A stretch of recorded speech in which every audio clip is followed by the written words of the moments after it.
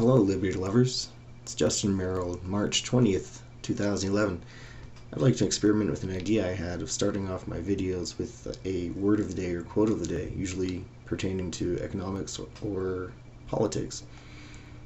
So let's start this trend off with the word feather bedding.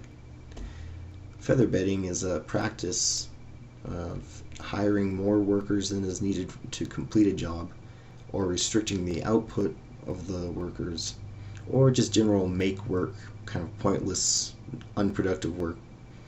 The policy of feather bedding is usually encouraged by labor unions and or government. Yay. So it was a really busy week for me. Last few days ago I was getting ready to go to an optometry appointment, and I was up early, and I saw before the markets opened that the price of gold and silver tumbled in a matter of minutes, and gold dropped about $2.50 an ounce. Sorry, silver dropped $2.50 an ounce. Gold dropped about 50, and so I bought up as much as I could. I bought 3 ounces of gold and a kilogram of silver, and I twatted on my Twitter account, buy gold and silver now. If you had done what I said, you would have already made 4% on the gold and 7% on the silver in a day. So it's very rare to get those kinds of buying opportunities where you're in the right place at the right time and able to act on the information. So I was pretty happy. That same day, I also bought a new handgun. I got the Glock G19. It's a 9mm, and my wife and I went out and did some practicing shooting that day. It's a lot of fun. It's a nice gun. So I got the 9mm for cheaper ammo, so we can afford to practice more and easier for my wife to fire. And it's the mid-size. The subcompact it's pretty small for a guy like me with big hands. And what else? We just came back from St. George, Utah. It was a lot of fun. The weather was so-so, but it was a lot warmer than where I live here. So I was able to get in a couple rounds of golf and got some photos of the course. It was really pretty. I also went and shopped at about every single pawn shop in St. George, Utah. I went to half a dozen or so, and there was no silver bullion. There's a lot of guns, of course, and their guns were overpriced. They were selling a Glock 19, just like mine, but theirs was a Generation 2 and used. Mine's a Generation 4 and new for the same price. So, whatever, I don't know if it's just the gun market there is why it's higher than where I bought my handgun.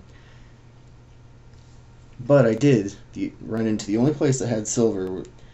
They had one Morgan silver dollar. It's in pretty fair condition. I got it for $25.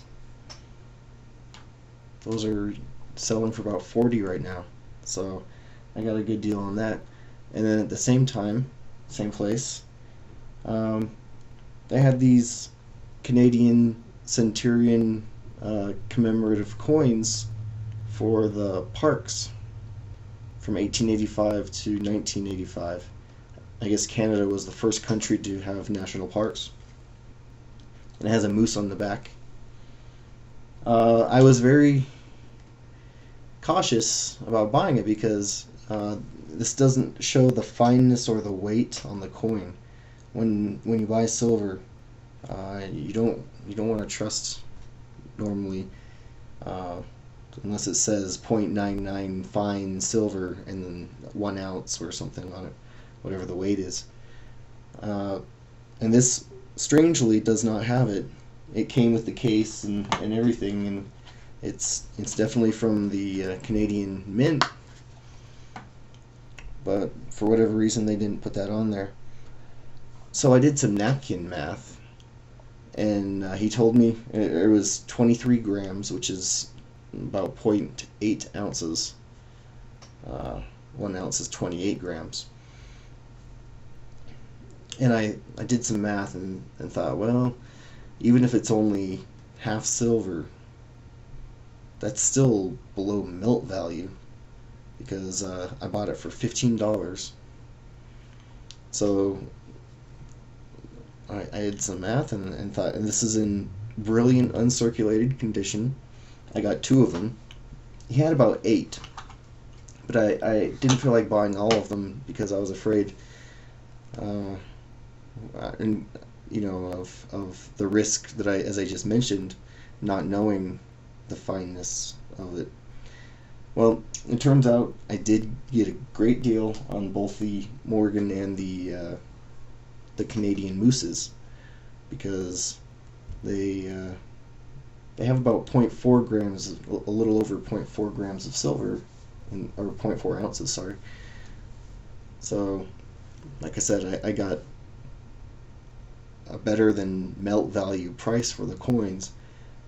I got them for $15, and in this condition they're trading usually around 35 or so. So, hey, I got lucky there. But in the future, for your information, unless you get a really good price, or you really know the market of the coins, I would not recommend buying unless it shows the fineness and the weight. But that bet paid off. Also, last week I finished Human Action by Ludwig Von Mises. That's a very long 1,500-page book, and I loved it. So now I feel I can truly call myself an Austrian because I have read Human Action. So next up in my reading is going to be the works of Henry David Thoreau. I've read Civil Disobedience before. That was a while ago. That's only like a 30-page essay. This also has Walden's Pond, so I'll brush up on my Thoreau. The first chapter of Walden's Pond is called Economy. So I'm familiar with him a little bit, both from a biographical perspective and his literature. But I need to get more brushed up on it. So I know he's got libertarian leanings like myself, and he I'll tell you more about it after I read it, but I've liked what I've read so far. There's a lot going on in the world, obviously, in Japan and Libya.